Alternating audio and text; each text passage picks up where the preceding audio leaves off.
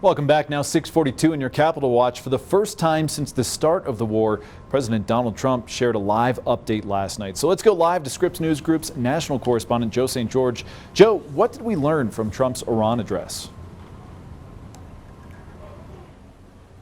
Well, I don't know if we learned a ton new. I think the best way to categorize it would be an operational update. The president reiterated a lot of what he's previously told reporters in a question and answer session, as well as previous social media posts. So if you're wondering, well, what's the point? Well, the point was it was a different audience. Your audience at 9 p.m. on a weeknight is very different than the crowd that he's been reaching on Truth Social and through question and answer sessions that are sure snippets are carried on news programs like this, but not everybody watches the news, right? He reached millions of people last night expecting to tune into their favorite primetime show. So it's an important audience. It was an important moment for the president. He stressed that the war was nearing its completion, and it's an important but, it's not over yet. In fact, he gave a 2 to 3 week timeline here.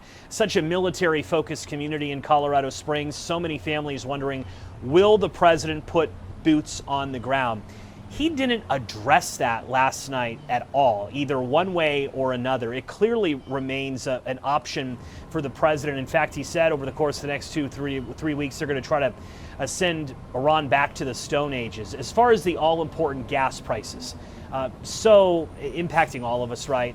The national average is over $4 a gallon. The average in Colorado is actually below that. If there's any silver lining, we'll take it where we can. Colorado has some of the better gas prices in the country right now. The president said that he encouraged countries of the world to go take control of the Strait of Hormuz, that the U.S. had done the hard part, leaving open the door, yes, that this conflict could end without the Strait of Hormuz getting back to where it was prior to the conflict. And as long as that's happening, I would expect volatility in the energy markets. If you missed the speech entirely, one sentence, all you need to know: oil is up this morning following the president's remarks. The markets are down. That suggests that investors, global energy markets, not exactly beaming with confidence following the president's big primetime address last night.